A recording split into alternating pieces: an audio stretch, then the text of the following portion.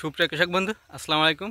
আজকে আমার আলোচনার বিষয় শশার প্রধান 7টি রোগ, অর্থাৎ যেসব শশা চাষি ভাইরা আছেন তাদের জন্য আজকে শশার 7টি প্রধান রোগের নিয়ে আলোচনা করব। এই রোগ হলে আপনার শশায় কীভাবে ক্ষতিগ্রস্ত হয় এবং এই রোগের বিরুদ্ধে আপনি কোন ছত্রাকনাশকগুলো ব্যবহার করে এই রোগ থেকে মুক্তি পাবেন সেই বিষয়ে আজকের আলোচনা। তো প্রথমটি হচ্ছে, শশায় যে রোগটি সবচেয়ে বেশি দেখা যায় সেটা হচ্ছে ইয়েলো মোজাইক ভাইরাস। এই ইয়েলো মোজাইক ভাইরাস রোগের কারণে কিন্তু আপনার শশার শতভাগ নষ্ট হয়ে যেতে পারে।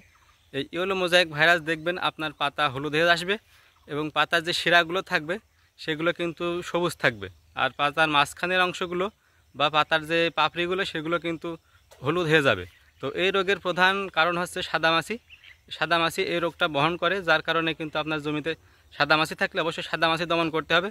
এবং এই রোগ হয়ে গেলে এর কোনো চিকিৎসা নেই, এমন কোনো ছত্রাকনাশক আবিষ্কার হয়নি যে ছত্রাকনাশক ব্যবহার করে এই রোগটি দমন করা যায়। তো এই রোগ থেকে বাঁচতে হলে আপনাকে একটা নিয়ম অনুসরণ করতে হবে, সেটা হচ্ছে সাদামাছি আপনার জমিতে থাকতে দেওয়া যাবে না। সাদামাছি হলে সেটা সাথে সাথে আপনার সাদামাছির জন্য একটা কীটনাশক ব্যবহার করতে হবে।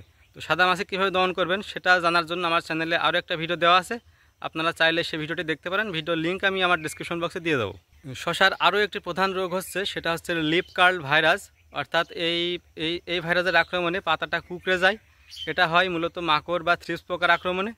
এটার জন্য আপনি কোনো ছত্রাকনাশক ব্যবহার করা লাগবে না, এর জন্য আপনি শুধু মাকড় বা থ্রিপস মারার কীটনাশক ব্যবহার করলেই এই রোগ থেকে মুক্তি পাবেন। এই রোগ চেনার উপায়, এই রোগের আক্রমণ হলে পাতায় কোনো দাগ পড়বে না, কোনো হলুদ ছোপও পড়বে না, শুধুমাত্র পাতাটা নিচের দিকে কুঁকড়ে আসবে। তো যখন আপনি দেখবেন আপনার জমির পাতা নিচের দিকে কুঁকড়ে আসে,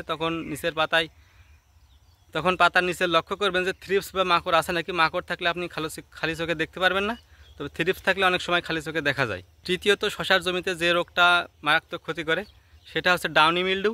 তো শশার জমিতে ডাউনি মিলডিউ কিন্তু মারাত্মক একটা রোগ।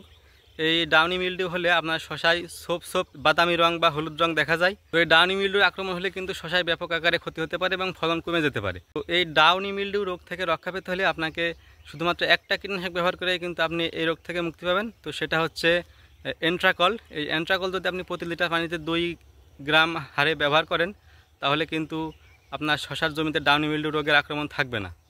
শশার জমির আরও একটা মারাত্মক রোগ হচ্ছে পাউডার মিলডিউ।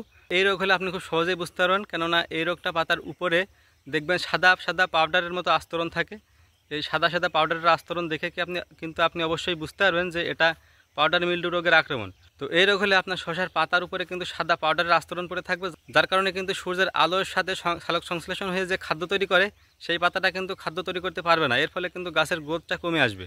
তো ডাউনি মিলডিউর জন্য আপনারা সালফার 80% ব্যবহার করবেন, যেমন থিওভিট, কোমুলাস এইসব জাতীয় সালফার ব্যবহার করবেন, তাহলে কিন্তু এই ডাউনি মিলডিউর হাত থেকে আপনার শশাকে রক্ষা করতে পারবেন।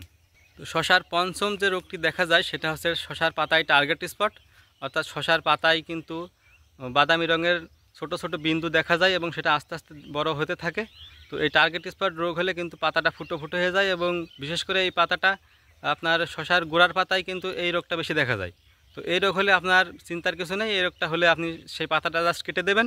আর যদি দেখেন যে আপনার উপরের দিকের পাতায় এই টার্গেট স্পট হচ্ছে, সেক্ষেত্রে আপনি রিডোমিল গোল্ড অর্থাৎ মেনকোজেব এবং মেটালক্সিল গ্রুপের যে কোনো একটা ছত্রাকনাশক ব্যবহার করবেন।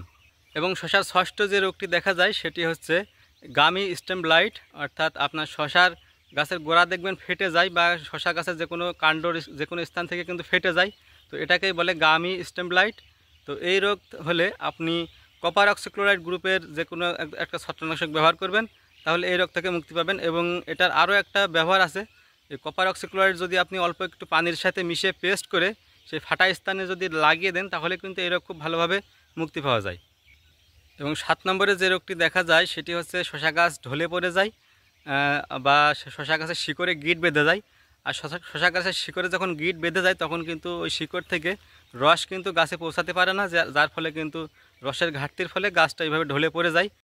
তো এই ঢলে পড়ার কারণ মূলত মাটিতে থাকা নোমাটেড বা কৃমি। এই নোমাটেডের কারণেই কিন্তু শিকড়ে ওই রকম ধরনের গিঁট পড়ে এবং গিঁট পড়ার কারণে মাটি থেকে রস গাছের কাণ্ডে প্রবেশ করতে পারে না, যার ফলে কিন্তু গাছটা ঢলে পড়ে। তো এই কৃমি ধ্বংস করার জন্য আপনাকে কার্বোফ্রান বা ফিপ্রোনিল গ্রুপের দানাদার কীটনাশক ব্যবহার করতে হবে। তো আজকের ভিডিও পর্যন্তই, দেখা হবে নতুন কোনো ভিডিওতে। ততক্ষণ পর্যন্ত সুস্থ থাকুন, সুন্দর থাকুন। আল্লাহ হাফেজ।